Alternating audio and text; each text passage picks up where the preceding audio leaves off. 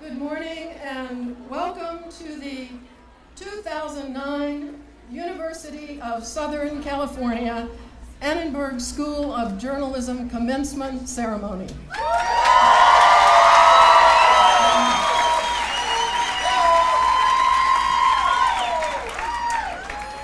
I am Geneva Oberholzer, the director of the School of Journalism, and on behalf of the faculty and staff of the school, I am pleased indeed to join with the parents and relatives of our graduates in congratulating all of you on this very special day. Before we begin our ceremony, I want to introduce the members of the best faculty and staff that any journalism school in the nation has, and I've known quite a few of these journalism schools. Will the faculty and staff please stand and be recognized?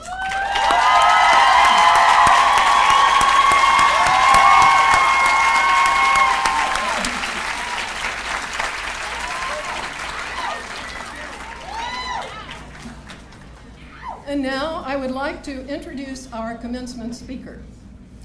The next voice you hear after my own is likely to sound quite familiar to many of you. Warren Olney is the host and executive producer of Which Way LA, the signature daily local news program on local public radio, and also of To the Point, which takes him to a national audience. His work is much honored with nearly 40 awards for excellence, but I am especially pleased to welcome Warren Olney as our commencement speaker today for two very particular reasons.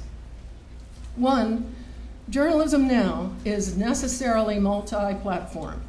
You students all know this. You've heard it ad nauseum. You've been introduced to our pioneering convergence curriculum, and you've heard endlessly about how you are going to be responsible for reinventing journalism in all of its guises.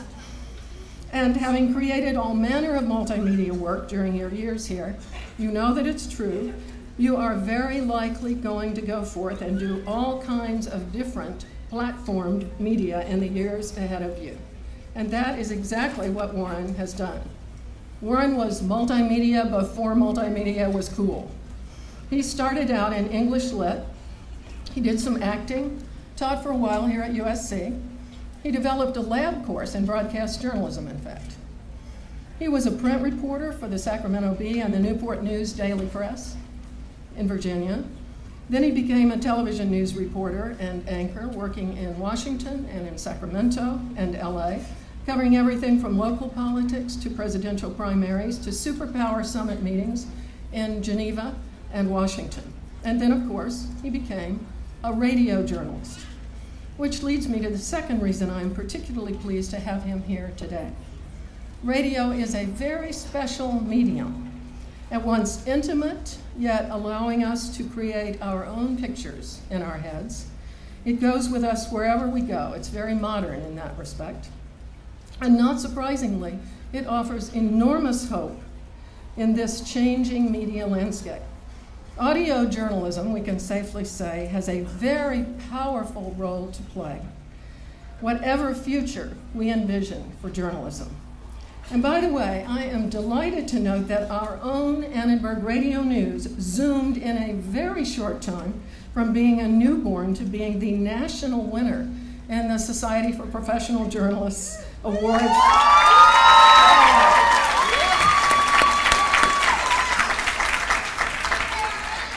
The SPJ Awards for a radio newscast. This delightful news we heard just this week. Good timing, Annenberg Radio News. Like so many journalists, radio journalists I have met, Warren has a powerful personal connection to civic life. His radio work began in June 1992 in the aftermath of the LA riots. And also, like so many radio journalists I know, Warren is a born storyteller. We were chatting in my office a couple of weeks ago, and he told me that in his early reporting days, he used to pick stories in a rather unorthodox way. He'd go to places because he liked the sound of their names. Rough and Ready, California, for example. I checked, it's on Google Maps. We are glad he's picked this place to tell his stories today. Please welcome Warren Olney.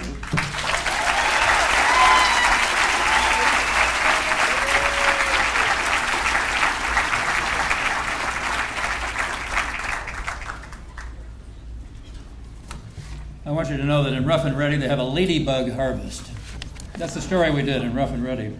Thank you, Geneva. Thank you very much. It's a delight to be here. I'm very proud. I'm very pleased and very flattered to have been asked to come and welcome to you all. Geneva, I have to tell you that just in the few days since I have known you, and I came down to the school to check it out.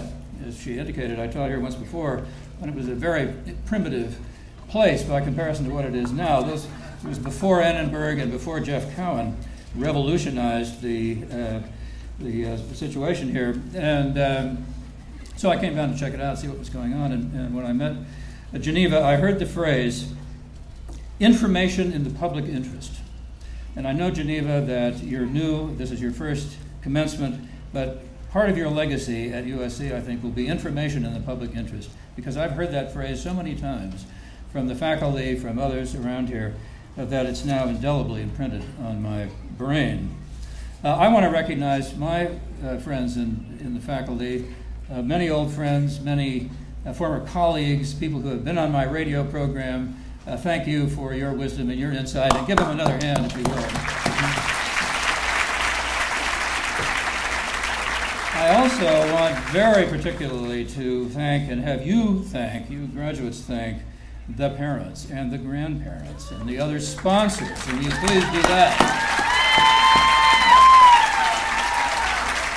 I identify with those people, those parents and grandparents. I'm one too, and it's cost me a lot of money over the years, and I'm sure that this is blessed relief as far as they are concerned. I won't suggest a hand for the lending institutions. I think you can recognize them in silence if you want to. Congratulations to all of you for your degrees in what I think Geneva rightly called the best institution of its kind in the United States. Whether you study journalism or public relations, you're going to be very glad for the education that you have received here. And let's face it, you're going to need it. I just heard the governor, I heard part of the governor's speech, giving a relentlessly upbeat speech, which is of course appropriate for the occasion, but not recognizing or failing to mention that the state he's presiding over is falling apart at the moment, which he told us about at some length only yesterday. He was warning about that recently. So, you know, we're journalists here. We have to be realists. We have to acknowledge the times that we live in. So I can't go much further without saying, yeah, we're in a recession. You know, we're in a recession. But we've also seen the Depression and World War II and Vietnam and riots in the streets, some of which I have had to cover during my years in the business. And consequently, I think I can say, based on personal experience, that we'll get over all that sooner or later, one way or the other. So, what about the future of journalism? Well, here's where one of the things that the governor said really comes in handy, because he said, don't listen to the naysayers. That was one of his guiding principles. To prepare for this moment, I Googled the future of journalism. And there were 17 million entries about the future of journalism. I didn't try to read them all. You'll be happy to hear that, and I'm not going to tell you about them. And I might not have learned a lot, even if I had, because the reason there were 17 million entries is that nobody can really say at this point what's going to happen to the future of journalism, and anybody can say anything that they want to. I know you're aware of that, as Geneva indicated. For some of us at a certain age, it's a little bit scary, and I'm sure that it's scary for you. But for you, it also, I think, ought to be thrilling. And for the very same reason, because you don't know what's going to happen to the future of journalism. But again, based on personal experience, I can say with some confidence, I think it will survive. There is no shortage of doom and gloom when you Google the future of journalism. One witness, for example, at a recent Senate hearing, respected senior member of the journalism profession and a guy who's making a noble effort himself to construct a new business model, told the senators that he feared a lost generation of journalism. Well, I've heard that one before. In 1965, I had been at the Sacramento Bee for 8 months. It was my first job. My biggest assignment was to find the lion that had escaped from a traveling circus. I failed. But when the McClatchys, who owned the Bee, decided they want to open a broadcast bureau at the state capitol for their television stations, I got the job. And the reason I got the job was that not one of the journeyman reporters who was senior to me, which was everybody in the place, was going to take it. I took it because I had a family and it paid better. The senior reporters said television would be the end of journalism. The press corps at the Capitol felt the same way. And let me tell you about the press corps at the Capitol. It was a geriatric exercise at the state capitol that was going on. The dean of the press corps in 1965 was a guy named Squire Barons, who had gone to work for the San Francisco Chronicle in 1912. He wore high-button shoes. The height of his life was when Ronald Reagan, when he became president, gave him a Medal of Freedom, and he could barely stand to receive it. He could barely stand when he was the dean of the press corps at Sacramento in 1965. So he and others at the press corps at that time said television was going to be the end of journalism. Well, of course, television had been revolutionizing journalism since the 1950s. But the folks at the press corps, my colleagues at the Bee, just hadn't noticed. Or maybe they didn't want to see what was going on. Maybe it was a little too scary for them. Well, I had absolutely no idea what I was doing. Instead of writing stories, I found myself making little movies and performing in them. It was not what I had planned for my career in journalism, and I didn't quite realize it at the time, but I was required to learn a whole new kind of language. Instead of writing words to go on a printed page, I was manipulating spoken words and pictures and sound. And I had to think about every story in a totally different way, how to structure it differently. The lead, for example, might not contain the most important fact in the story because it had to include the most interesting picture. At least that's the way it seemed to me. Old stories were told differently, and new stories were chosen because they made good TV. So it was a different experience for me, and it produced a different kind of experience for the audience as well. It was journalism of a different kind, but it was still journalism. It was very challenging, but frankly, it was wonderfully exciting, and probably the most fun I've ever had as a journalist, with the possible exception of getting my radio programs, which I'll talk about in a second. It was even more fun than trying to find that lion, which I had failed to do. Marshall McLuhan made a definitive statement about television revolution. The medium is the message. And now with the internet and the digital revolution, again, as you have heard ad nauseum, I'm sure, since you got here for your first day of classes, with the digital revolution and the internet and the various media platforms, it's happening again. So you're going to have to think differently. And in fact, you already do think differently. You think differently from me, and you think differently from your parents. And it was a result of the exposure that you've had to the new media. You've already joined the next revolution, and you're going to have to keep up with it. You're going to have to continue to change your thinking. You're going to have to adapt to the technologies as they change with breathtaking speed, which is, of course, what they've been doing for a long time now. There's a great piece about revolutionary change by Clay Shirky that Mark Cooper turned me on to. And Clay Shirky says this: if the old model is broken, what will work in its place? The answer is nothing will work, but everything might. Now again, the revolution to the contrary notwithstanding, to predict a lost generation of journalism is to suffer from a failure of imagination. Society needs journalism, and journalism, new forms of journalism, evolve to meet the need. After 25 years in television, I was beginning to doubt that. And in 1991, when my contract ran out, I didn't try to renew it. And then came the Rodney King riot of 1992, as Geneva mentioned. I wasn't working. I was asked to do one night of interviews at KCRW, the public radio station in Santa Monica. And in the studio with me were an African American, a Korean American, a Jewish American, and we talked about one another and to one another, but mainly we took calls. It was all serious stuff: race relations and economic disparities and suppressed rage rising to the surface of a complacent society, and the audience ate it up. We were flooded with calls. So I was asked to do another night and then another night, and then a week, and then a month. And pretty soon we had a program. We called it Which Way LA. We built a significant audience, went well beyond the West Side, and we kept doing the same thing. 17 years later, I'm still there, and the audience is still there, tuning in to information, I hope, in the public interest. 9 years ago, we started a national program, which we call To the Point. The same sober, thoughtful conversations between people with different points of view. You get a chance to state their contrasting cases, engage with each other so that listeners can make up their own minds about the issues that we cover. And they're the most important issues of the day. What are we doing in Afghanistan? What are we going to do about Chrysler? Will Benjamin Netanyahu go along with the two-state solution? Did Manny Ramirez really take steroids? You got to get down to the serious stuff. It's broadcast in about 40 markets. It's around the country. It's in Washington, which is great because influential people there hear it. They want to be on. But what's astonishing to me is this. Because of the internet and podcasting and satellite uplinking, you can hear it at any time of the day, and you can hear it any place in the world. And I get emails from Europe and Asia and Australia. I got a guy in Iceland that I communicate with on a regular basis. I was barely aware that public radio existed before I got the call to do that one night of interviews 17 years ago. Now it's not just radio.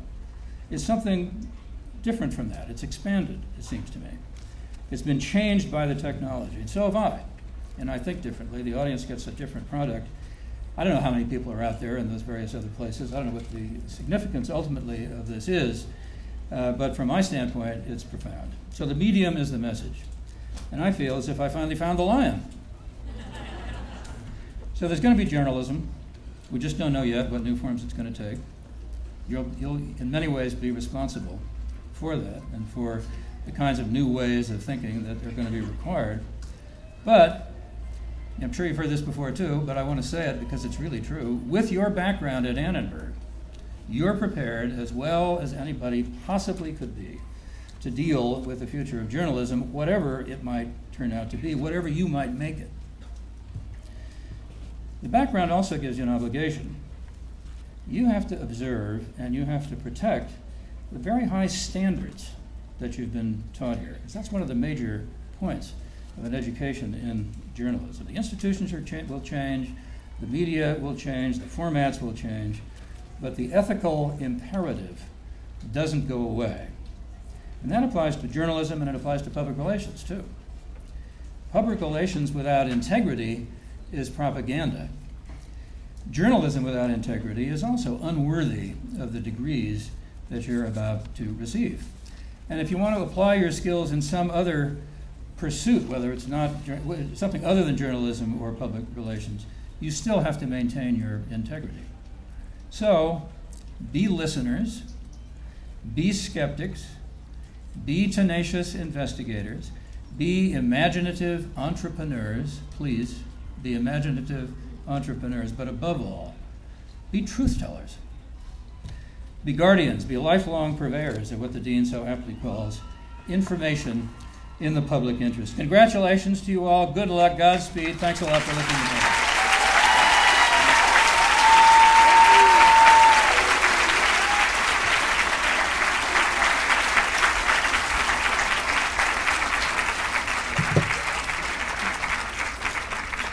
So much, Warren, for that wonderful speech. We're glad that you know that it takes truth tellers to power, unlike apparently the governor's message today, but we appreciate your doing that here. We now come to our favorite part of the ceremony, the time when we recognize students who have been selected by our faculty for special honors.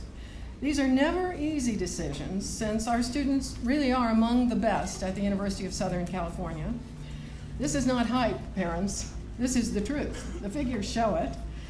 However, we do meet this difficult challenge every year, and we are pleased to present to you an outstanding group of students to receive recognition for 2009. This year, a large number of our students have already been honored for their outstanding contributions to the university, both in terms of academic excellence and service.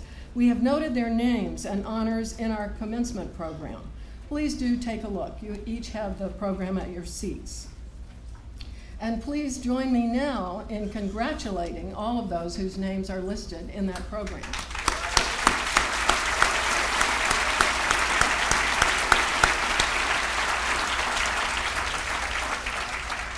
It's not an easy journey that gets those names in there or that gets you to the podium for the following awards. More than 20 years ago, which means it's a tradition now, we began the presentation of special awards to students selected by the faculty for their contributions to our programs in journalism and public relations.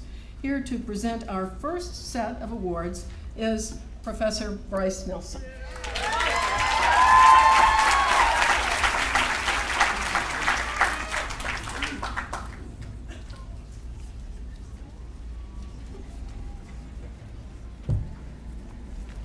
Well, a warm welcome to all of you. Although the faculty, we could only give a certain number of awards, I want to assure you that we think that all of you are winners.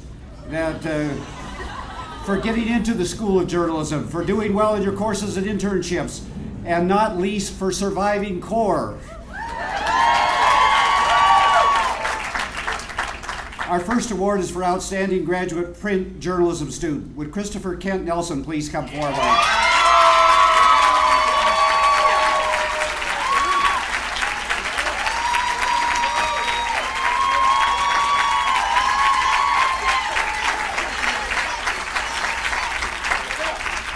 He was drinking champagne a few minutes ago. I'm glad he's sober enough to come up to the... Chris earned a high grade point average GPA with many A grades, but there was at least... I think he did. But there was at least one dastardly professor who gave him a grade substantially below an A. Who was that dastardly professor? It was me. C'est moi. I am ashamed of myself. And Chris is not the only one in the audience who may feel he was undergraded in a journalism class. So on behalf of the entire faculty, we wish to express our regret for grading you lower than you thought you deserved. We apologize to you from the bottom of our hearts, but it was only partly our fault. The suits in Bovard made us do it. Mark Cooper credits Chris as being one of the two student co-editors who created our important new website, Neon Tommy, to publish student work online. In addition to his Annenberg achievements, Chris has excelled at internships. In the week after the September Metrolink crash in San Fernando Valley, he assembled for Los Angeles Magazine a striking series of interviews with firemen and other first responders to that crash, which killed 25, the most lethal U.S. commuter train accident in more than 3 decades. According to Rick Meyer, an editor for the magazine, who said, quote, Chris's article was greatly admired by the entire magazine staff and had one hell of a public response. The magazine liked it so well that they hired him to write another article. When Chris applied to our program, he summarized his life ambition as, quote, simply put, I want to write for a living. Chris, you've earned your right to write for a living. Congratulations.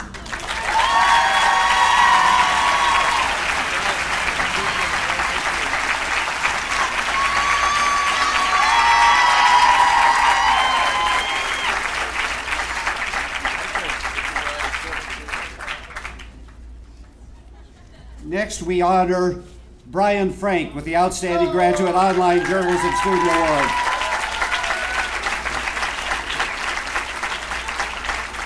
So Brian comes forward. You name it, my talented former student Brian Frank has done it. Substantial achievements, late papers, brilliant insights. There's hardly any multimedia project at Annenberg that doesn't have Brian's fingerprints on it. He's been a host for Annenberg Radio News, webmaster for What Way, now in the Carnegie Knight News 21 Innovative Journalism Program. And he's also one of the founding co-editors and indispensable web wizard of the online publication neontommy.com. And he did a lot of this while moonlighting as a writer for the Jet Propulsion Laboratory, JPL. Please honor me in congratulating Brian.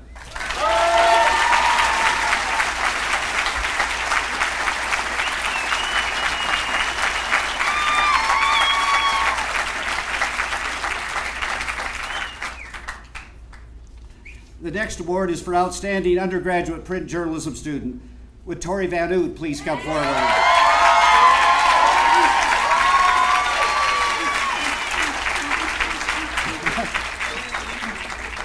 Tori Van Oot has been one of the busiest students at USC, double majoring in print journalism and political science. She compiled one of the highest journalism GPAs while working at the Daily Trojan, where she served as managing editor. She was also a managing editor and web producer for Neon Tommy and covered the Democratic National Convention for Pop and Politics. Tori managed to fit in internships in Washington, D.C., here in L.A., and elsewhere. Our beloved Allison Hill said that she did very outstanding work for the Annenberg admissions staff. Tori will soon begin work as one of the more experimental news organizations in the country, the Las Vegas Sun. Please join me in congratulating Tori.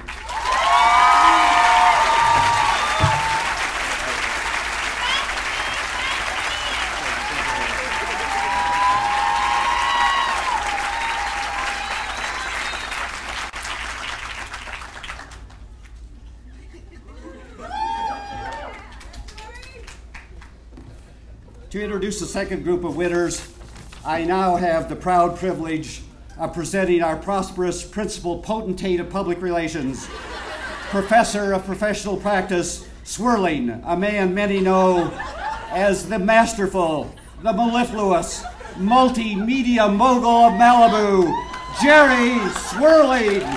Here's Jerry.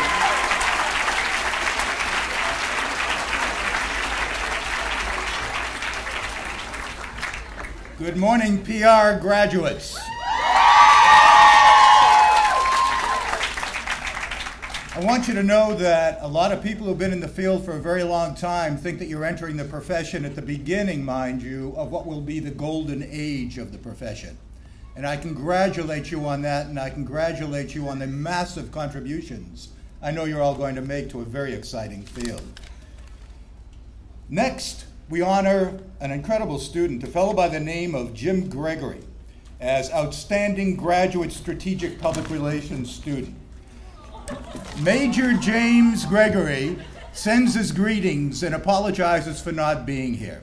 He is currently on assignment serving as the Public Affairs Officer for U.S. Special Service Special Operations Command in Europe.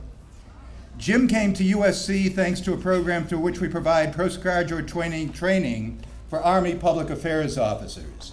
Major Gregory has more than 16 years of active duty service, most recently as a Special Forces officer with multiple tours in Iraq and some of the more scenic and undiscovered areas of Afghanistan. He's also a world-class athlete who served as the modern pentathlon athlete representative and board of directors member on the U.S. Olympic Committee from 2000 to 2003, and is currently the president of the Modern Pentathlon Sports Committee for the International Military Sports Council. In his time at USC, Jim served as an exceptional role model for our students, a great contributor to campus life, and a terrific student. Please join me in congratulating a superb officer, gentleman, father, and husband, Jim Gregory.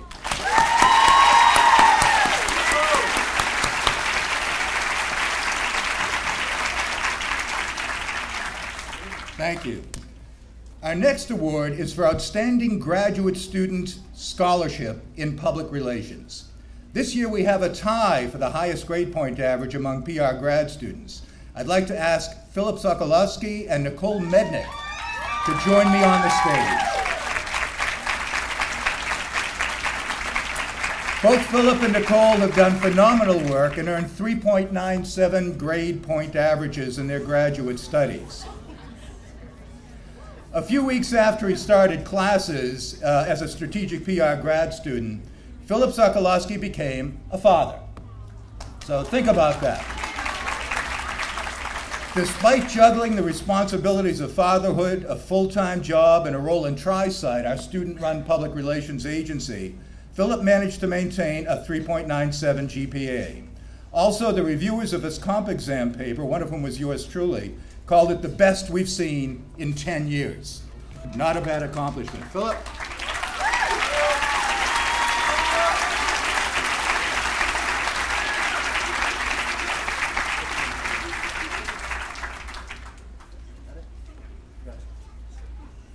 Where's Nicole? Okay, well, onward and upward. I'll read to you about Nicole despite her absence. Hopefully she's here somewhere. Nicole Mednick has been a superb student from the first moment of her first class in our Master's in Strategic PR. But her 3.97 GPA doesn't tell the whole story. Her poise, professionalism, and commitment to excellence are intangible qualities that may not be reflected in the grading process. It's those intangibles, like her delicate balance of self-confidence and modesty, along with her plain old smarts, that distinguish her. To prove the point, one need look no further than her Facebook page, where she quotes that noted scholar Christopher Robin, "You're braver than you believe, and stronger than you seem, and smarter than you think." Philip and Nicole, we commend you both.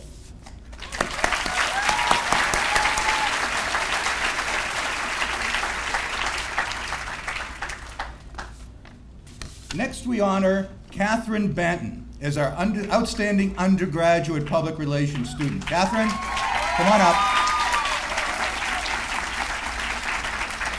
Katherine Benton is quite simply a joy to have in class, said a PR professor who had the pleasure of teaching her in 2 different courses. Her determination is legendary, but more than that, all of the teachers say of her that she is gifted and inspiring, a truly kind human being. We predict a great future for Katherine and are proud to name her the top undergraduate public relations student. Please join me in congratulating her.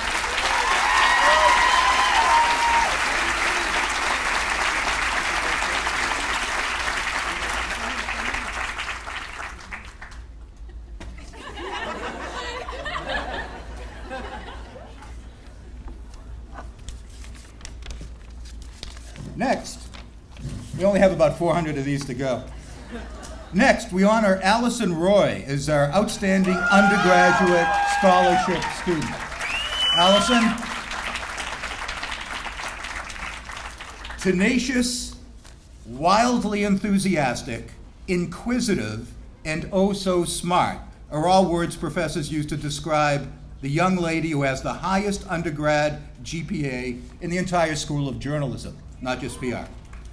Allison Roy, a public relations and English double major, is so talented, in fact, that she's a finalist for 2 different positions, one with Teach for America and the other with the City of Los Angeles.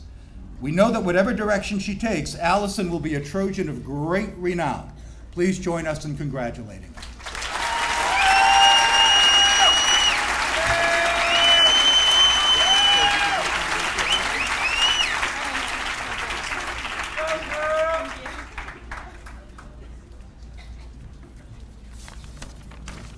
Next we honor, this might be kind of a surprise, next we honor Joan Wickham as the first ever recipient of the first ever PR Faculty Recognition Award. Joan?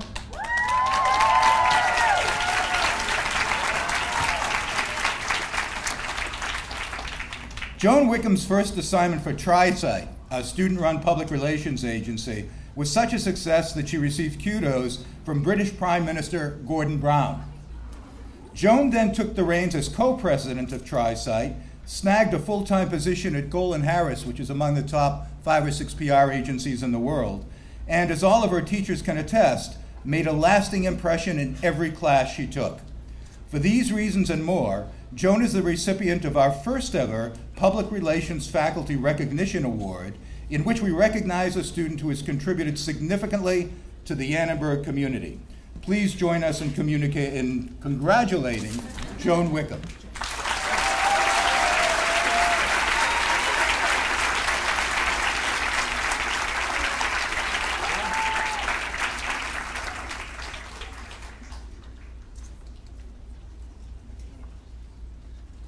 And now I get to introduce my esteemed colleague, Serena Cha, who's going to move on with the next group of awards. Thank you.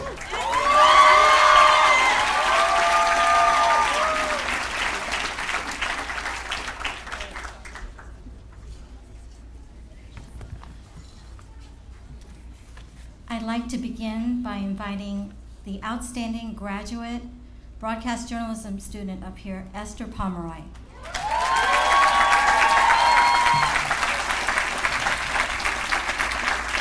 Whenever Esther's name comes up, the praise begins to flow. Exceptional, outstanding, incredible. Her teachers gush about her.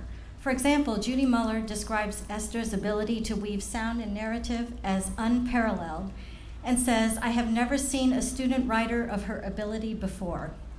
Not only did Esther excel in her academic studies, she took on the role of supervising producer of Impact, USC Annenberg's award-winning news magazine program. This was a demanding job that required strong leadership and attention to detail.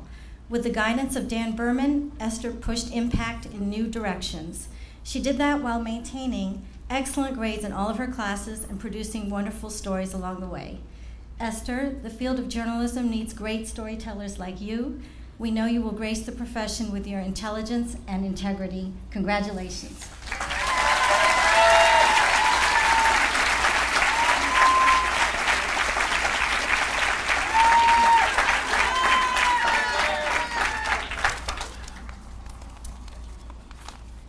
Next, I know journalism majors love to take quizzes. So you get to take one more quiz before you graduate. Do not give the answer right away. Please wait for my cue to shout out the name of the next award winner. This mystery student loves news so much he carries a portable scanner to monitor police and fire activity. He checks the wires every half hour, even when he's away from school. He once hopped a train to Santa Barbara to do a live shot for our 6 o'clock news. He practices good old-fashioned journalism by working his sources, but he's also cutting edge and loves to tweet breaking news to the USC community. Who am I talking about? Come on up, Matt Mendez.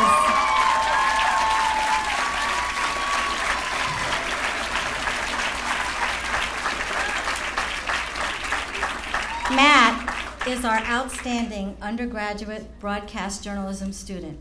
Matt accelerated from freshman to senior in just 3 action-packed years. Scripps Howard named him one of the top 10 scholars in the country. He won a national award for news photography, and he's a finalist in the Hearst Awards competition. Matt will represent USC in the national finals, defeating journalism schools we know aren't half as good as ours. Matt, we know you'll do us proud, not just now, but in the years to come. Congratulations.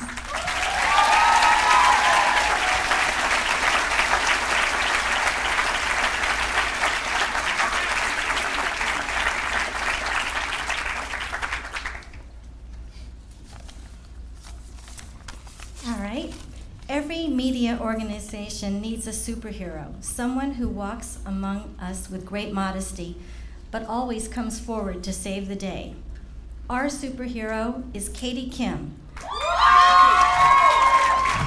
winner of the Simon T. Award for Excellence in Broadcast Journalism. She's an excellent reporter, producer, and anchor, excellent executive producer, excellent superhero. Katie uses her superpowers to pull entire newscasts back from the edge of disaster. She operates well in clutch moments. No one will forget how Katie called the Obama victory live on the web from the Century Plaza Hotel, and how she reported from the inauguration in Washington, and we thank our director, Geneva, for sending Katie and other students to Washington for that. And who else but a superhero would agree to plan our ATVN 10th anniversary reunion for hundreds of alumni who came back from all over the country? Katie, we know you'll never admit it, but you're a superstar. Congratulations.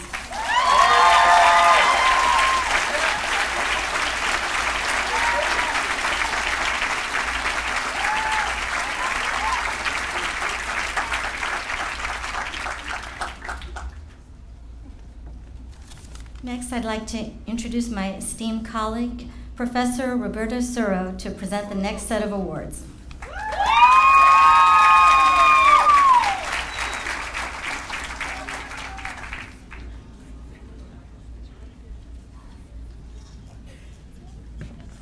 Well, first of all, I want to offer my greetings and congratulations to all the students particularly in the specialized journalism program. You are the first, you're the guinea pigs, you'll always be the irrigators. Tried to get like 20 more of these, but the faculty was obliged to make some very difficult choices here on these awards because you're all really tremendous. The winner of the Outstanding Graduate Student in Specialized Journalism is Amber Mobley. Amber, please come forward.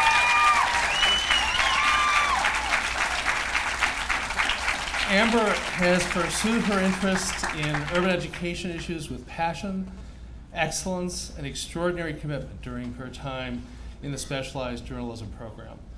While carrying a full load of classes, including doctoral level courses at the Rossier School and earning top grades, Amber found time to volunteer in a mentoring program at Crenshaw High School and to work as an advisor for the school newspaper. Her master's project explored the failings of public schools that criminalize far too many young black males instead of educating them. She tackled this difficult topic by creating a website, My Brother's Keeper, that combines multimedia storytelling, interactive graphics, and aggregated content in a model of how new digital tools can produce new forms of top quality journalism. Amber, congratulations.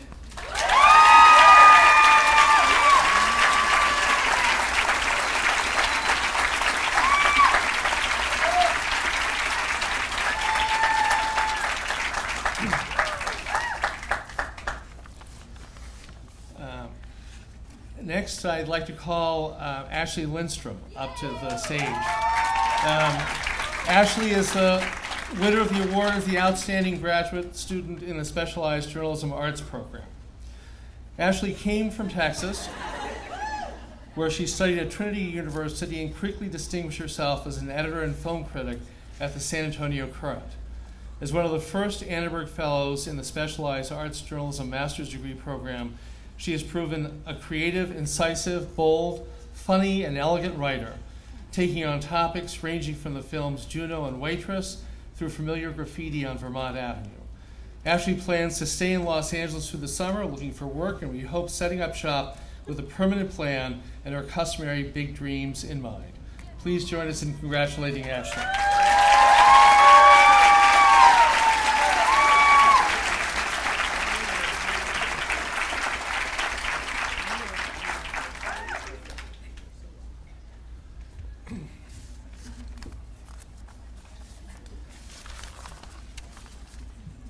Next, we honor Claudia Melndez.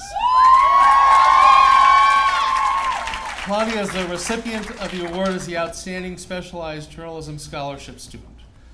Claudia graduates today with exceptional grades in all of the coursework she has undertaken in the Specialized Journalism program. She has also been a frequent contributor to Neon Tommy, writing a column called The Coming Majority, which reflects her interest in immigration and the growth of the Hispanic population. That is a subject she has explored through both shoe leather reporting, such as a rich portrait of civic society among migrants from the highlands of Oaxaca, and detailed policy analysis. Her master's projects examine the latest developments in immigrant integration policy in the United States and Europe, and explore the ways that web-based platforms can be used to advance this complex and all-important process. Also, I'd like to note that both Claudia and Amber Mobley were selected to present their master's projects at the Annenberg Graduate Fellows Research and Creative Projects Symposium. Congratulations, Claudia.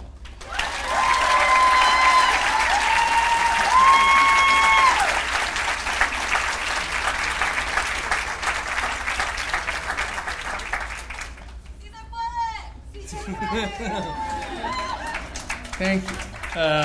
And now I'd like to invite my esteemed colleague, Professor Judy Muller, to come to the platform.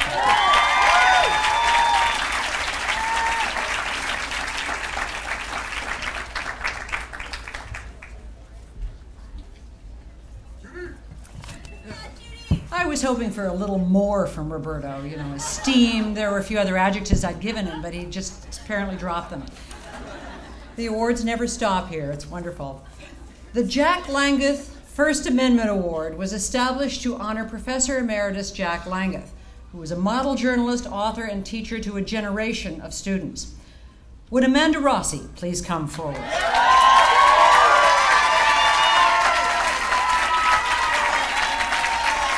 Amanda,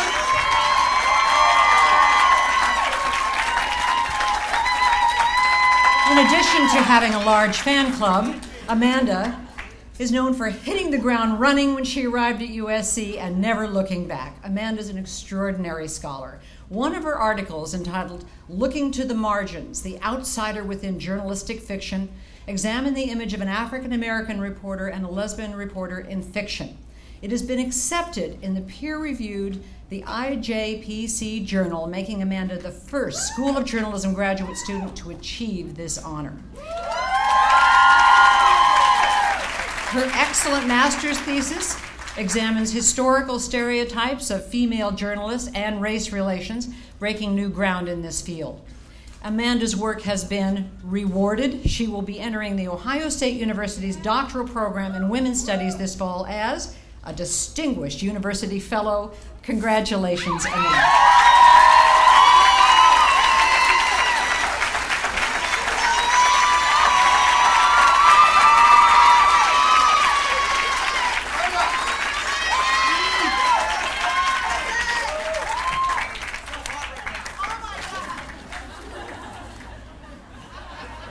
Okay. The Norman Corwin Award for Service and Scholarship was established to honor a man we are privileged to have in our faculty as a writer in residence.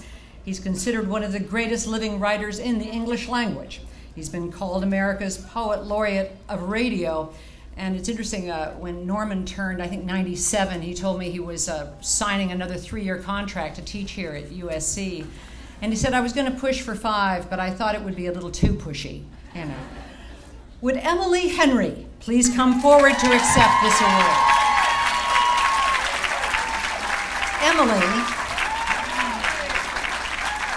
Emily was a tour de force in her 2 years at Annenberg. She served as president of the Graduate School of Journalism Liaison, elevating the voices of graduate students and advising journalism school director Geneva Overholser about matters large and small. She also served as the student coordinator for Annenberg's new community website, Intersections, the South Los Angeles Reporting Project. In this role, she developed a mentoring project at Crenshaw High School with other Annenberg students, helping Crenshaw students produce multimedia projects, now featured on the Intersections website. A gifted writer, Emily contributed regularly to Annenberg Radio News and Neon Tommy, freelanced to a variety of publications, and held an internship in her first year at the Daily Breeze. It's a wonder Emily found the time to become engaged. Congratulations.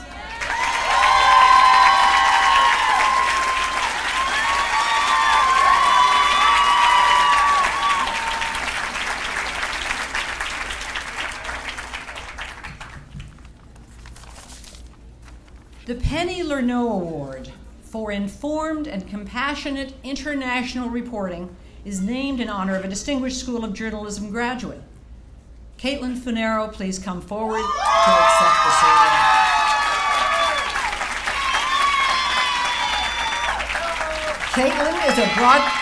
Caitlin's a broadcast journalism major who showed great enterprise and initiative in taking on a complex story in a place with a deep history of strife and loss, Northern Ireland.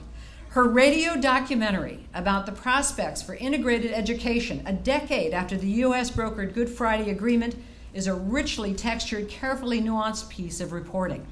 It also evokes the best traditions of the foreign correspondent, who, spurred by curiosity and a passion for the story, navigates the layers of history and perspective to bring a powerful story home.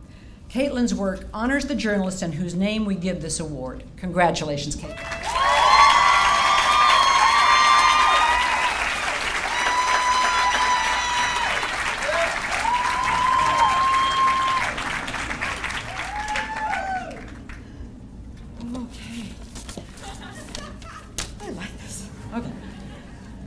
Next, I will present the Glen and Alberta Engels Scholarship. This award, given to a student who displays strong investigative skills, was established in memory of a 1920s graduate of the J School who went on to pursue a career as a columnist and an editor.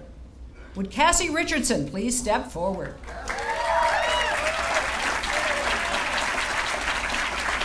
Cassie Richardson is a double major in broadcast journalism and in linguistic psychology. While at Annenberg, Cassie has interned at 2 Los Angeles TV stations, ABC 7 and KTLA 5, and she's worked at Annenberg TV News as a writer, shooter, editor, and reporter. I was privileged to have her in my 402 broadcast journalism class, where she delighted me with her knack for environmental reporting, something I hope she continues.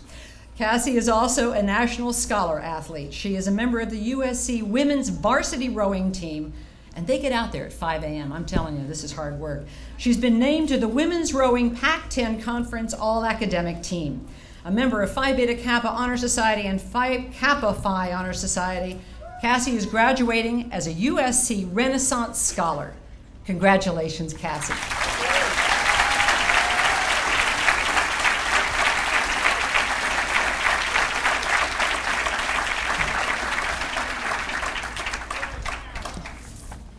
And now, Professor Geneva Overholser will present our final awards. Well, first of all, I want to thank the esteemed, honorable, hardworking, admirable, multi-talented Judy Muller. And all of my colleagues. What a kick. You know, I feel like a stick figure up here after this procession. I had heard that Bryce was the king of commencement, and now I know why I kept hearing that. Thank you all so much. Judy said the awards never end, but they are about to end. However, I have the pleasure of telling you that with the Council of the Faculty, I got to pick 2 awards myself. The Director's Awards for Excellence. For the first award, would Katherine Lyons please come forward?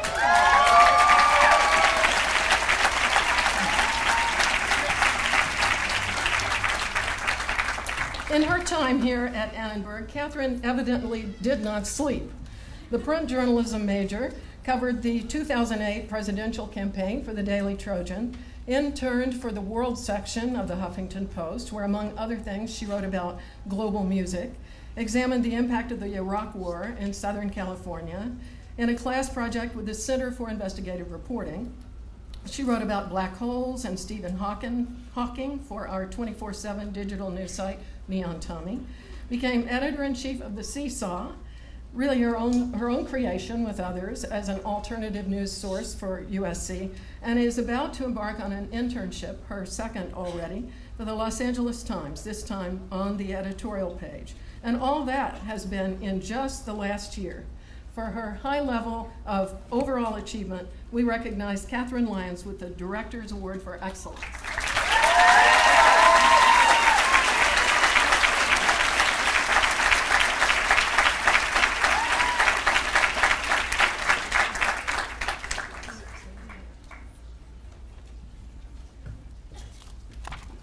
We have one final student to recognize with the Director's Award. Would Deborah Stokel please come forward?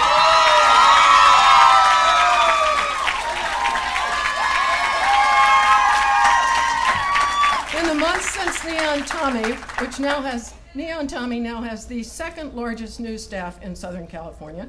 In the months since it was started at the Annenberg School, Debbie Stokel has served as senior arts editor, columnist, caricaturist, and all-around force of nature. Out of the hundreds and hundreds of stories the site has published, no less than 3 out of 5 most commented upon were by Deborah. She is everywhere, brilliant, fearless, and extraordinarily productive. In recognition of Deborah's fine work, I am pleased to present her with a Director's Award for Excellence. Congratulations.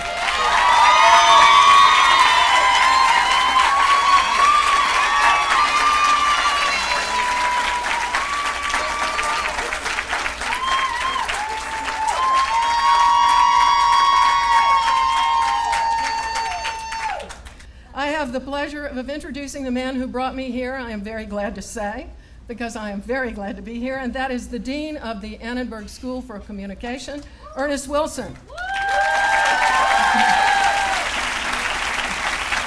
Dr. Wilson's experience at the intersection of communication and public policy spans private and public sectors. He has served as a consultant to international agencies such as the World Bank and the United Nations. He's worked in government at the White House National Security Council and the Corporation for Public Broadcasting. He's led research centers and academic departments at premier institutions of higher education, too numerous to name, and has held positions with media companies and other corporations. Most recently, Ernie served on President Obama's advisory transition team. Please join me in welcoming Dean Ernest Wilson.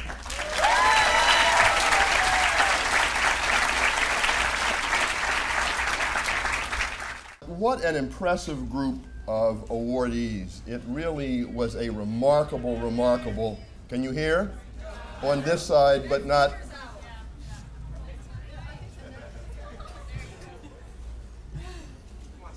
Testing, 1, 2, 3, 4. Okay. The first thing I would like to do is really offer another round of applause to these incredible award winners. Could we do that? Could we do that? It really, this is what makes the Annenberg School for Communication, and especially its journalism school, the best in the world, because we have such wonderful students. We also have wonderful faculty, and we really have a wonderful director of the School of Journalism. This is her freshman year. You wouldn't know it, but this is Geneva Overholzer's freshman year here at the Annenberg School. She has joined us as a great colleague and a great friend, and so I would like to take the privilege of the chair and just give Geneva Overholzer a round of applause.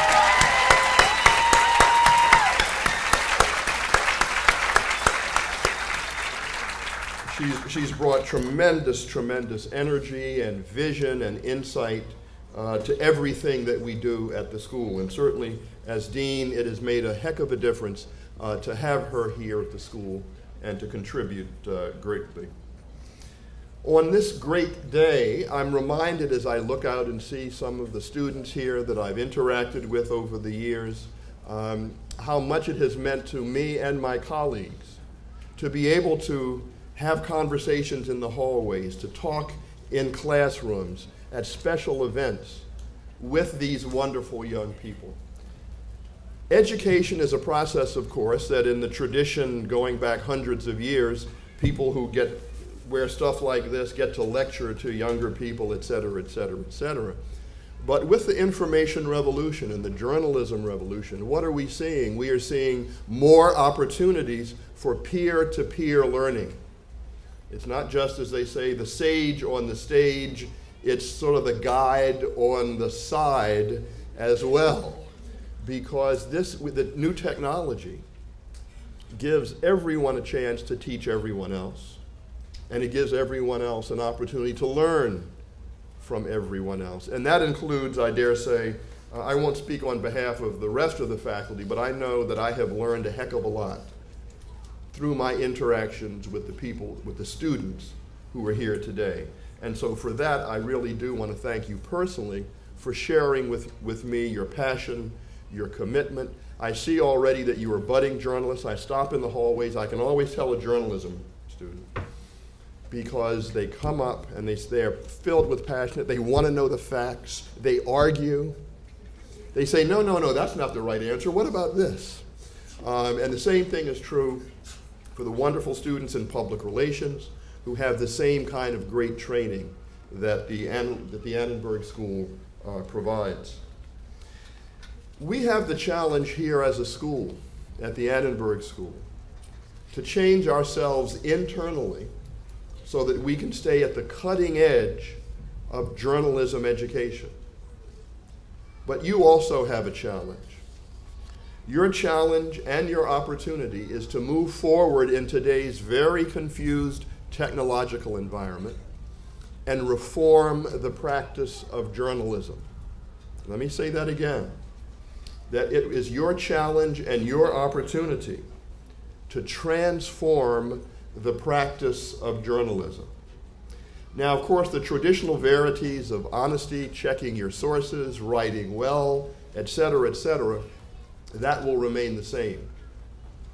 But what will differ is the way in which it is practiced and across the multiple platforms across which that truth-telling takes place. We will not invent that and reinvent the world of journalism. That is your responsibility, and it's your obligation, and it is a very high obligation and responsibility. Because if you don't do your job well, then democracy in the United States of America and potentially around the world will suffer. If you do not do your job well, then American democracy, as we know it today, will suffer. Because without an independent source of information and news and critical commentary, then democracy cannot be sustained. It's never been sustained anywhere in the world where we have not had an independent press. Now, this, and I underscore the term press in its widest sense. I know some of the parents in the audience and some of the parents I've spoken to over the year will say, why go into journalism? Aren't newspapers going away, and isn't journalism dying? Well, absolutely not. There are more people who read the New York Times, the Washington Post, et cetera, the LA Times today than read it 5 years ago. But they tend to read it online. And so what your generation of journalists is challenged to do is both to write the best journalism, to produce the best journalism, and in the process to be innovative and invent new forms of communicating with your fellow citizens and with one another. And I want to emphasize in closing that we have great expectations for you. You've already demonstrated your excellence. But we don't want you simply to survive this turbulent period of journalism and media change that we're seeing. It's not enough simply to survive. We want you to thrive, and even more important than thrive, we want you to lead these changes. Someone once said the best way to understand the future is to invent it yourself. And so we have high expectations of those of you who are graduating that you will go out and invent the future, reinvent the nature of journalism in the United States and around the world, and in the process, make democracy a richer and more vital resource for everyone. In closing, I hope that you and your family and friends will celebrate joyously this important milestone in the cycle of your own education. I look forward to celebrating the achievements that I know you are going to bring into your life and that lie in store for you in the years ahead. So you are now Annenberg students. I guess with the announcement by the president that you have received your degrees, you are now Annenberg alumni, and we look forward to being in touch with you over the decades to come. And don't forget to write those checks, too, right? Okay, congratulations.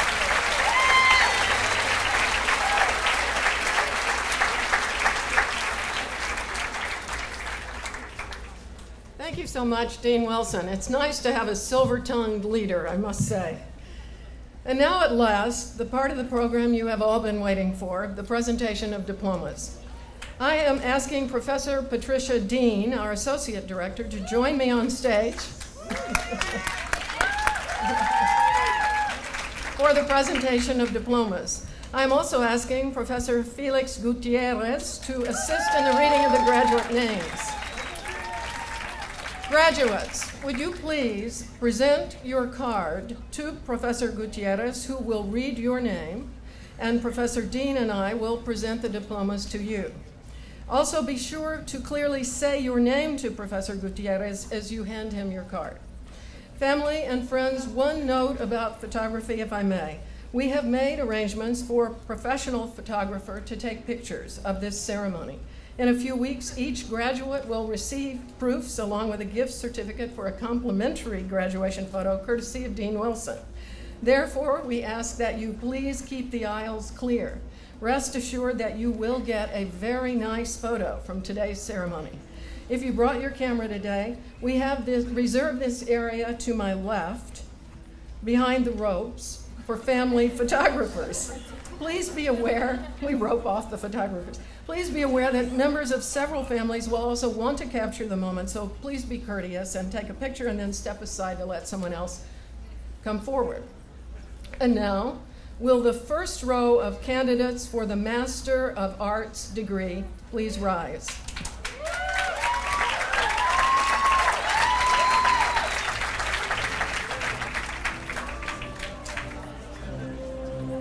Daisha Eaton.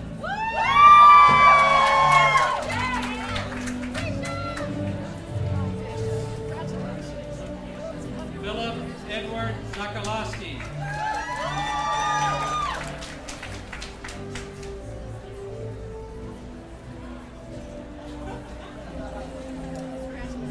Jessica Marie de los Santos.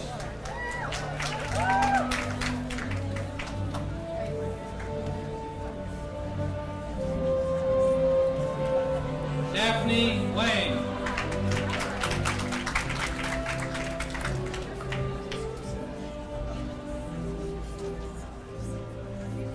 Jessica Diane Connor.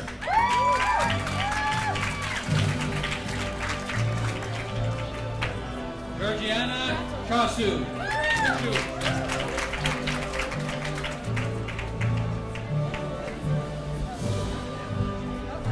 Joan Wickham.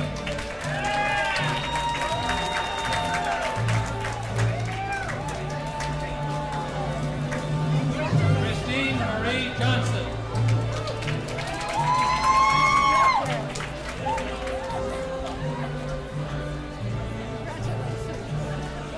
Carrie Euphrasia Carvella Phipps.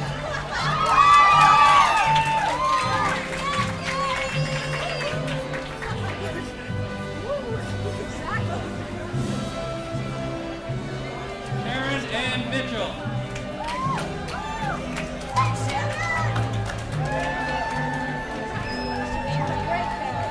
Ashley Nicole Lindstrom.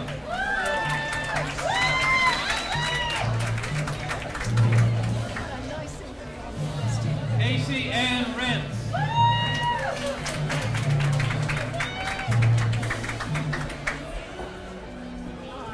Jennifer Lois Hahn.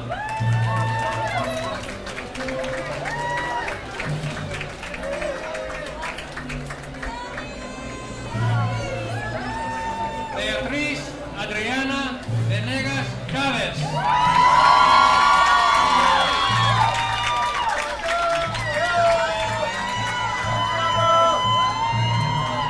Jessica Marie Selva.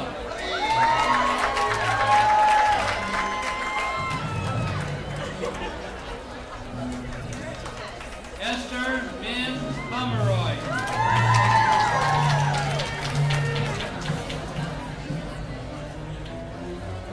Jonathan David Horn.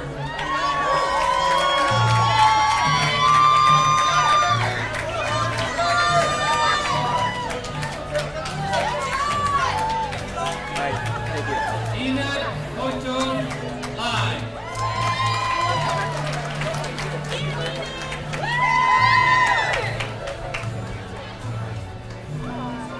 Lynn Shen.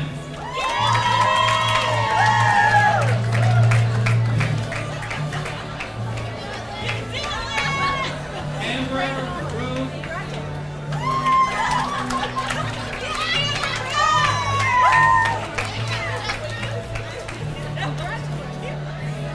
Amber Nicole Mobley.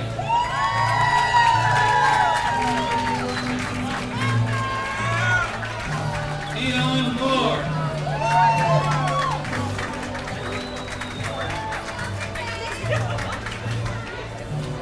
Chris Nelson.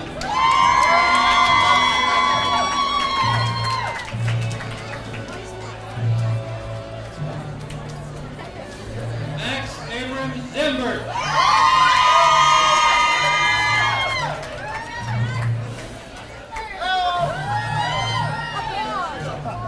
Jean-Luc Renault.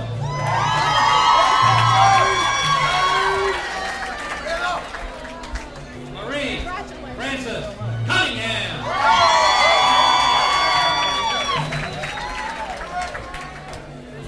Catherine Emily Carroll.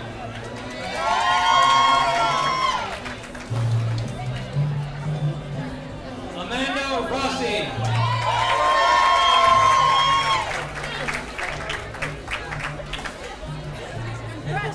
Patricia Padilla.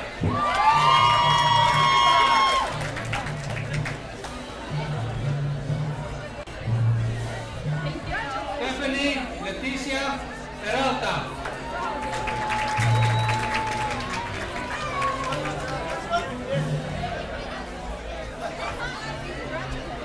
Michelle Marie Lance.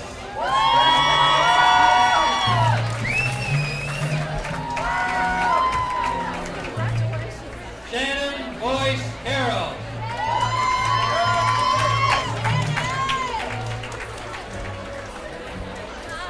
Jean Young.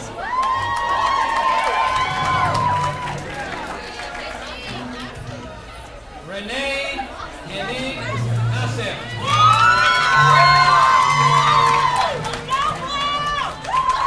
James Bernard Wayne III.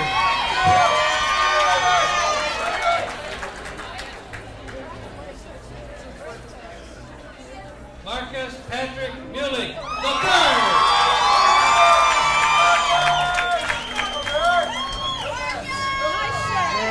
Jacqueline Suzanne Emmerich III.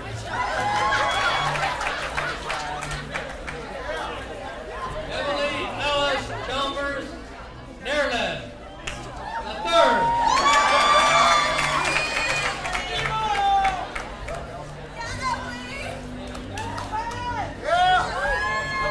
Michelle Diane Phelan Esquire.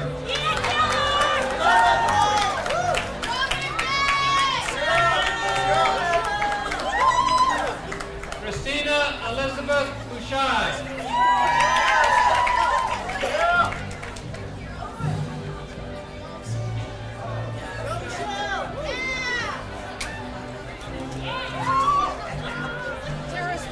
Courtney Elizabeth Cabot.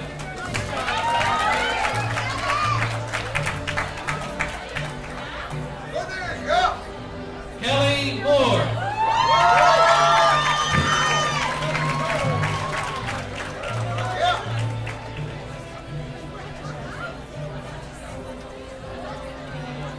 Brooke Sydney Evans.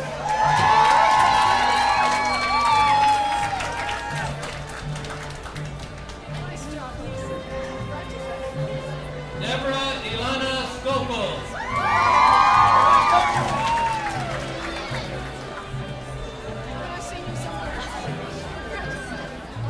Lata Diane Hanya.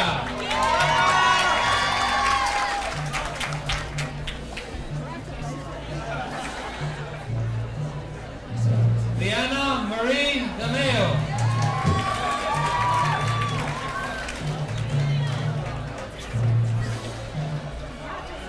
Winston Lloyd Chua.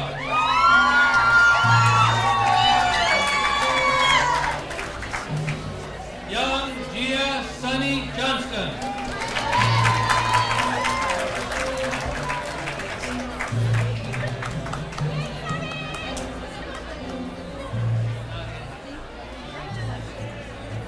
Elizabeth Jane Emily Henry.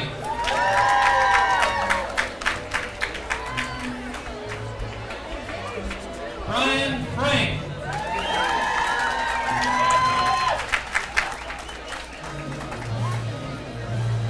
Christopher Wayne Tapley.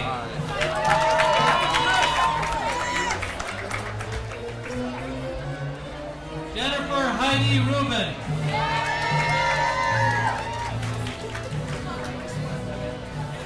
Amelia Rose Garden.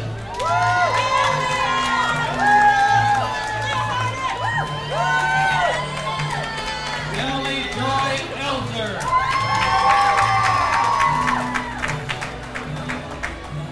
Claire Ellen Webb.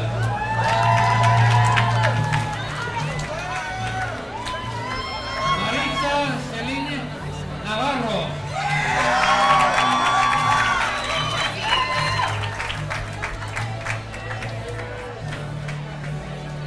Caitlin Edlin Ashley Finaro.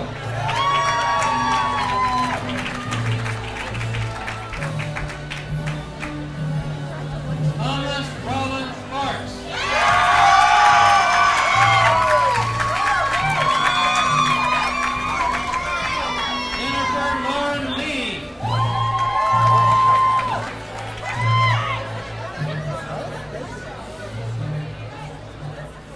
Jonathan James Partridge.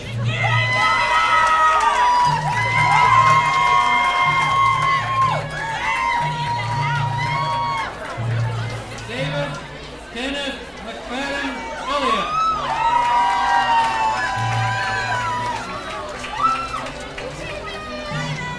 Xiaoping Gu.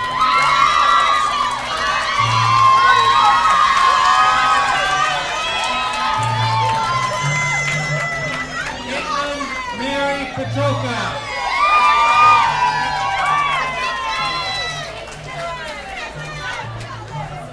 William Gilbert Lasher.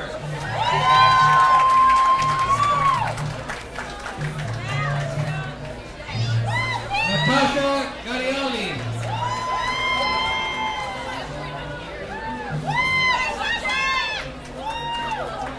Kyla Alexis Colony.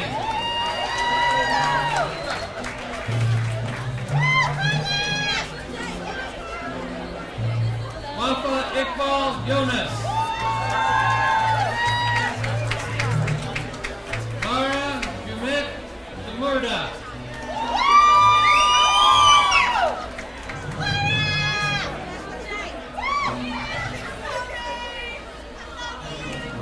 Toby Dejuan Swanson.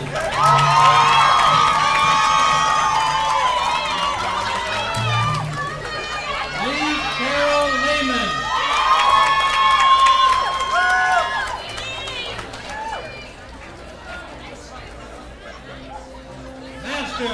Patrick James Kavanaugh.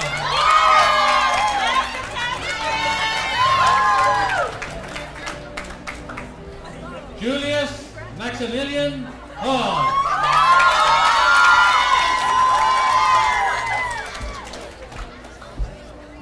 Daniela Hope Gerson.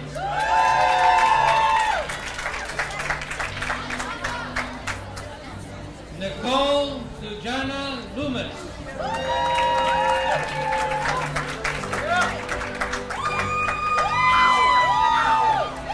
Matthew Brendan Cunningham.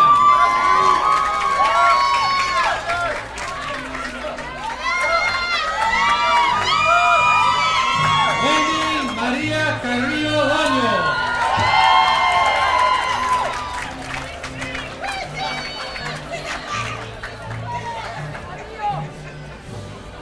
Claudia Melndez Salinas.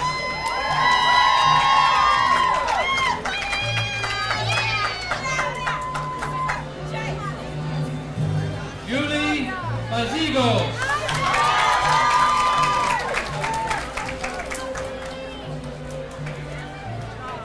Ifrania Renee Trek.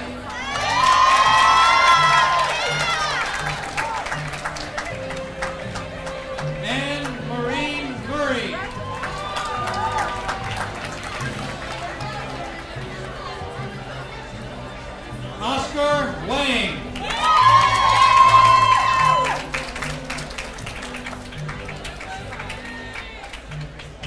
Hoi Cho.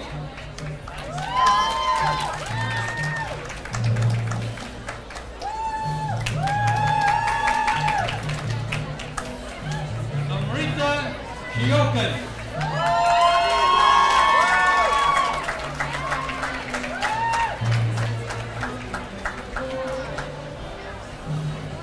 Congratulations, graduates. Thank you so much.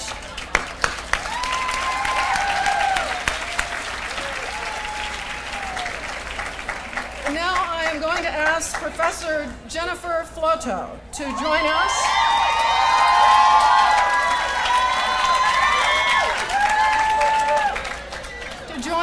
In presenting the undergraduate diplomas. Undergraduates, you know the drill. Please present the card from your chair to Professor Floto, who will read your names. Also, be sure to clearly say your name to Professor Floto as you hand her your card. Will the first row of candidates for the Bachelor of Arts degree please rise?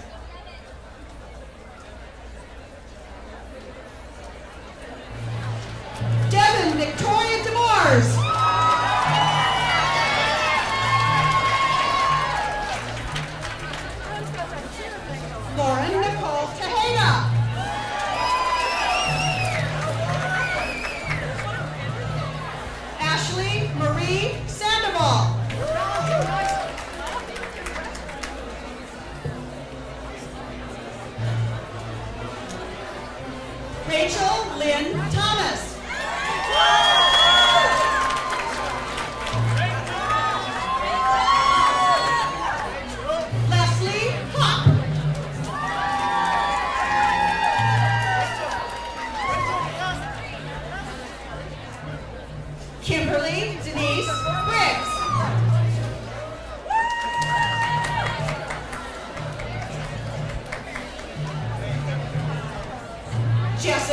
Joy Lee.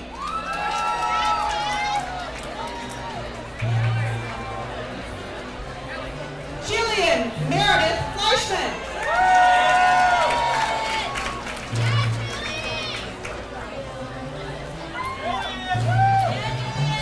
Allison Hong.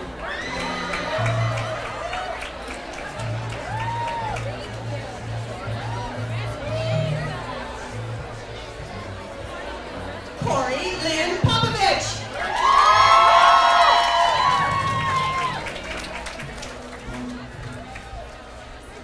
Daniel Cho.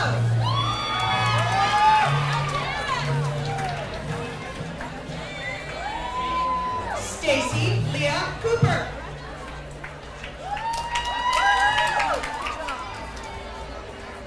Kelly Michelle Tennant.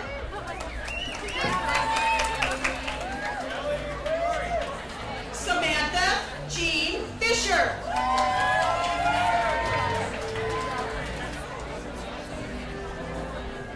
Cassandra Gabriella Wilson.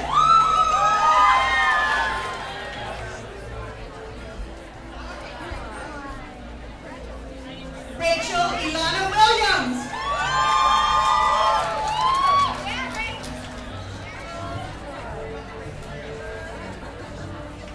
Catherine Grace Palmer.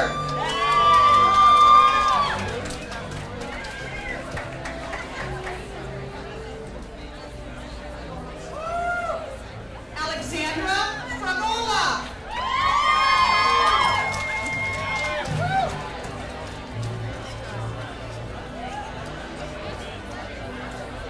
Rosemary Elizabeth McKinstry Ellis.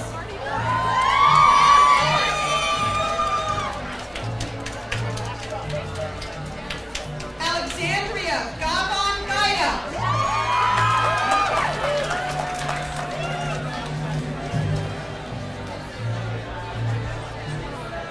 Edward Arthur Dannenberg.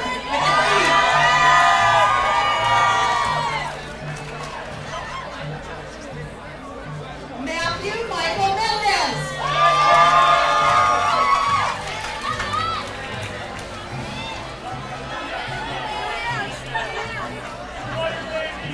Chantel White.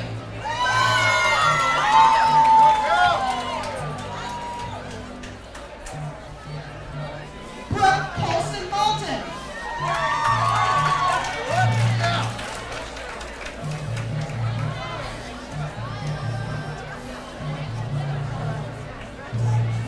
Nicole Tiffany Wardlaw.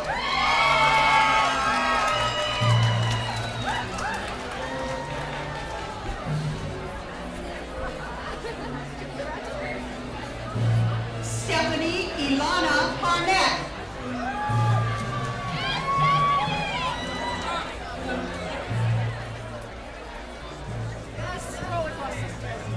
Ashley Palmer Kemp.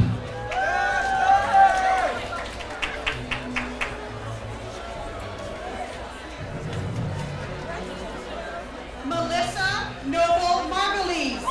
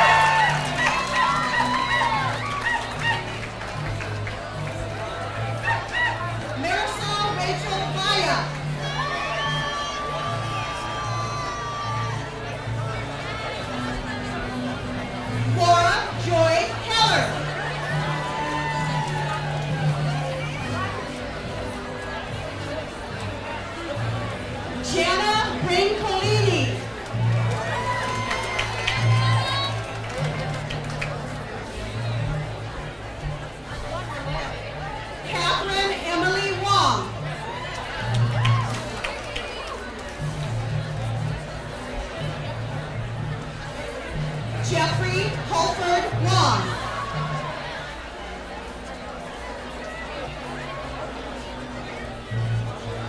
Angelina Helen DiPatrio Bucci.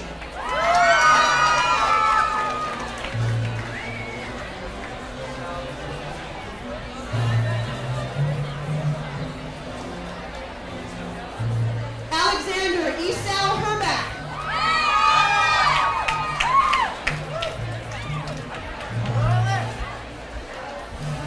Christopher Raymond McKinnon.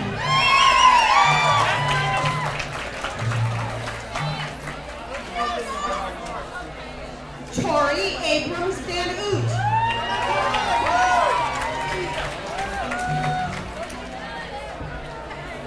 Catherine Elizabeth Lyons.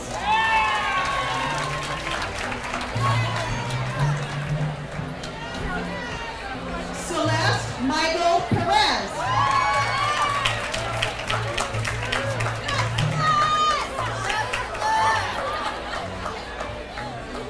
Monica Alba.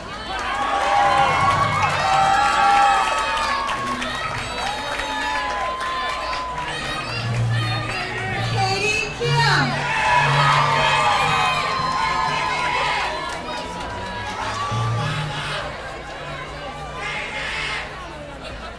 Anne Shu.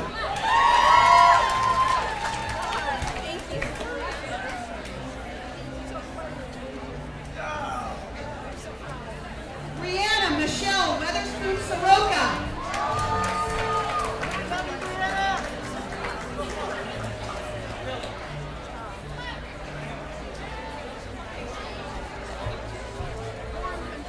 Kevin James Taylor.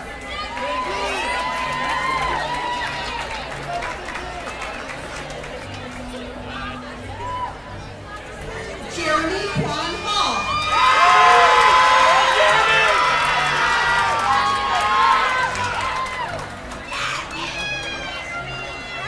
Marcelo Junior Figueroa.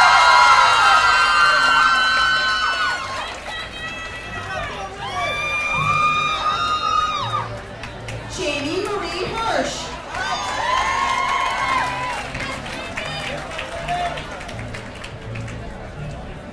Taylor Ashley Sejas.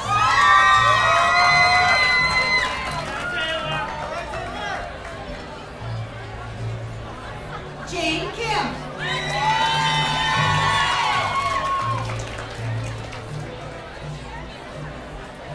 Catherine Tolentino.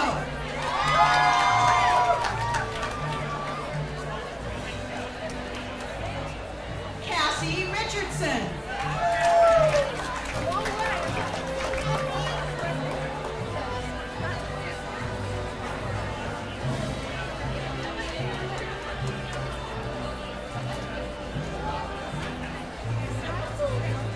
Connie Poe.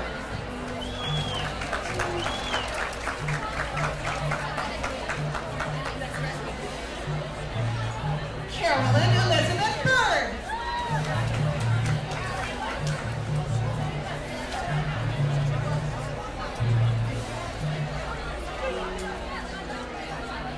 Lauren Nicole Calvillo.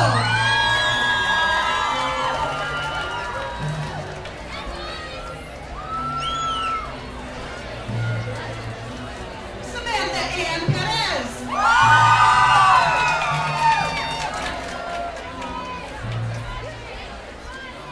Victor Farfan.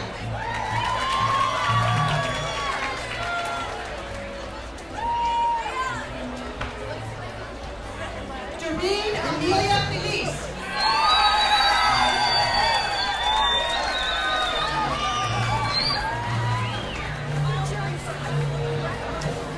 Jessica Lee Wiedemeyer.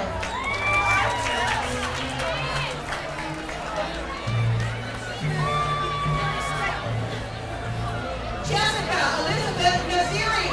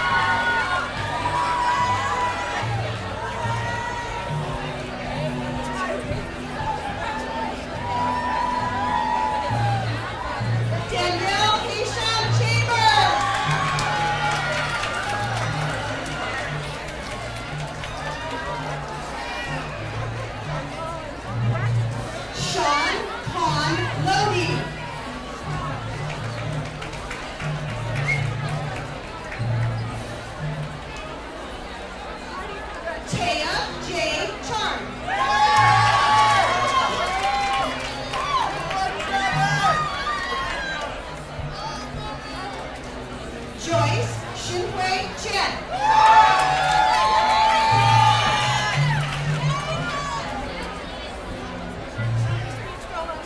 Chao Bao Chu.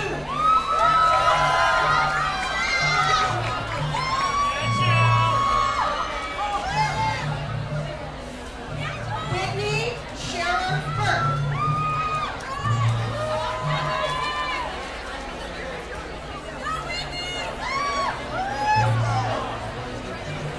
Alexandra Rochelle Houff III.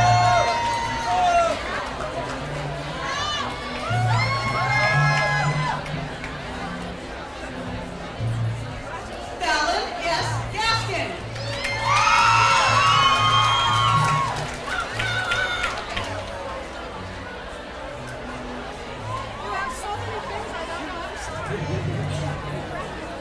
Chelsea Takanuchi.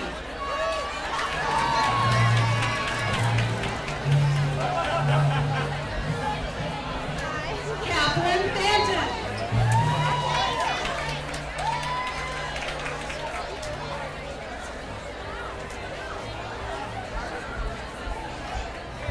Jordan Elizabeth Scott.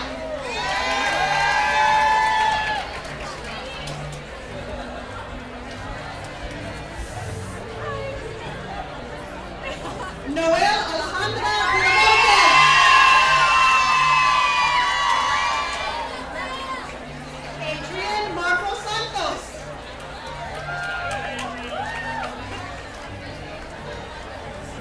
Chan Su Lim.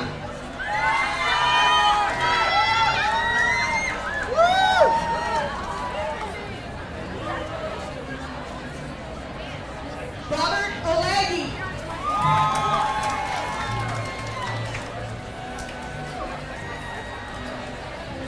Erin Ashley Darling.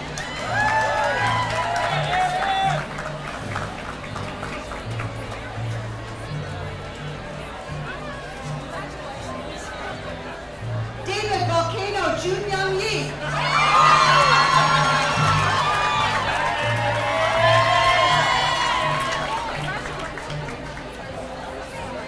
Christina Chu.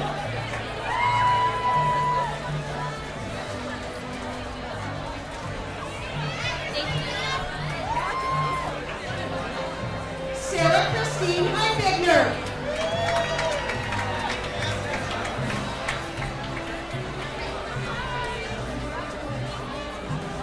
Michelle Fang.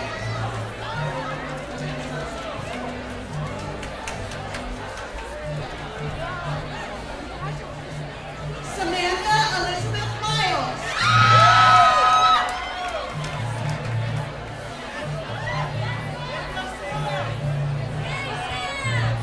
Natasha Sherelle Ratliff.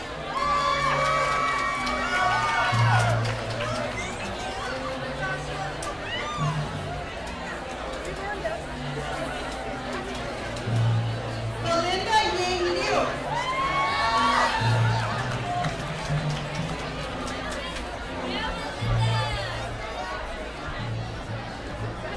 Leela Mirabelli.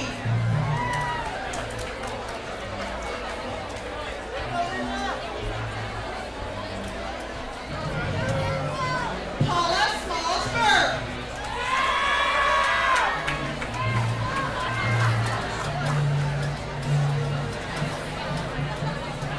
Danielle Marie Charbonneau.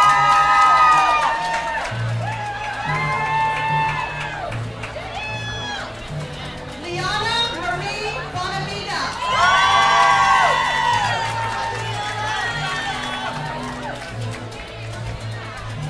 Matthew David Landis.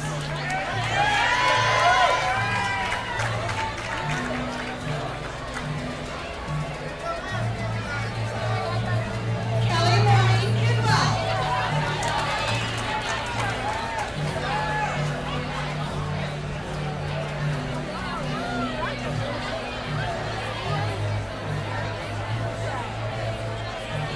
Nathan Mitch Puranan Putra.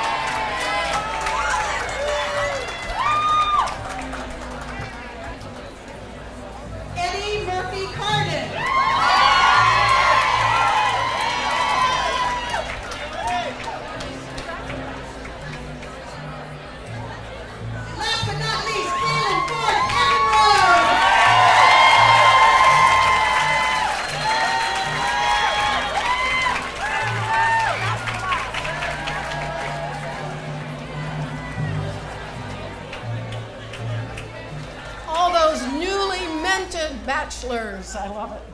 Bachelors of Arts, Masters of Arts. I'm very proud of all of you.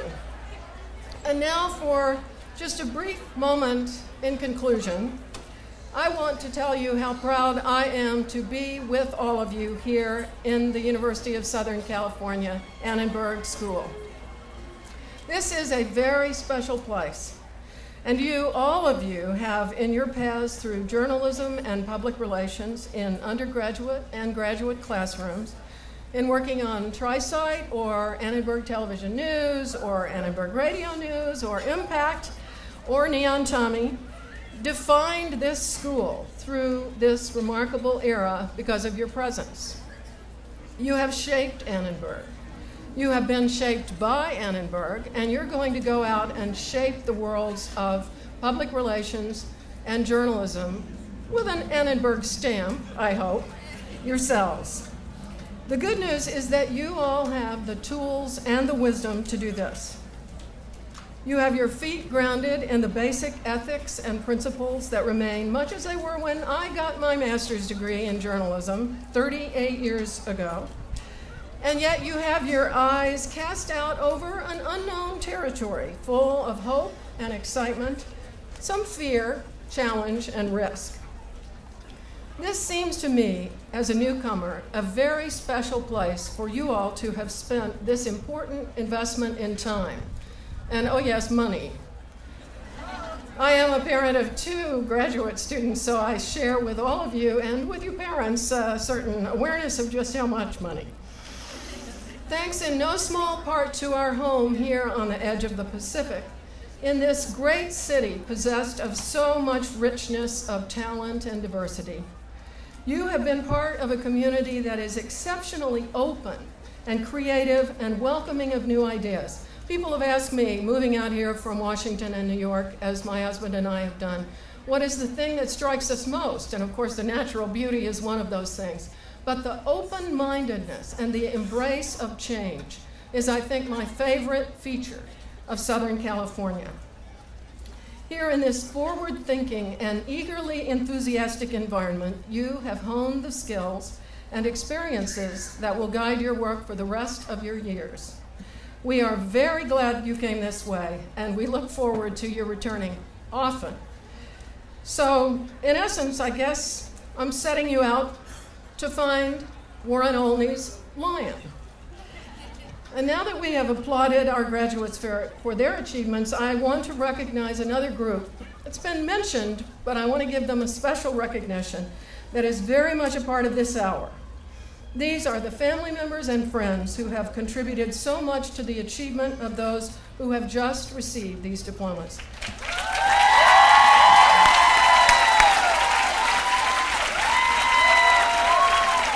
I'm going to ask them to stand by groups, and I want to ask that each group remain standing. So can we please see the parents standing among us?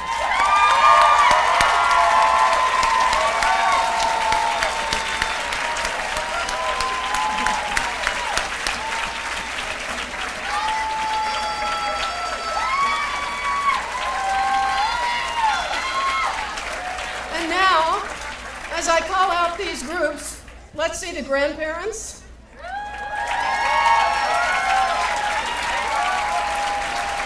The sisters and brothers.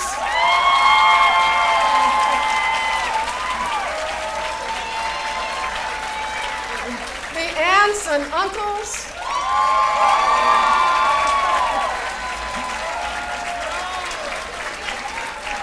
The spouses and partners.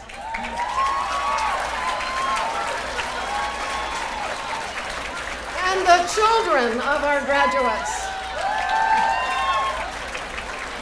To all of you, and to anyone with any other special relationship to members of this class, we thank you.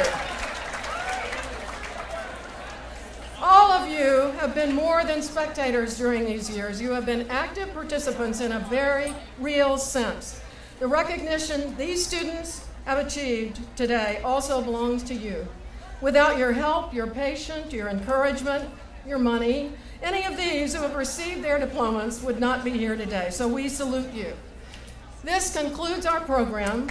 We invite you to join us for a School of Journalism reception on the lawn area to the right of Argue Plaza, and to visit with friends and faculty and staff. But before you leave, please visit the Alumni Relations gift table, which is just over here to the right. It was formerly an information table. It's turned into a gift table, where graduates will receive a gift from Dean Wilson to mark this occasion. And now we wish you well. Congratulations.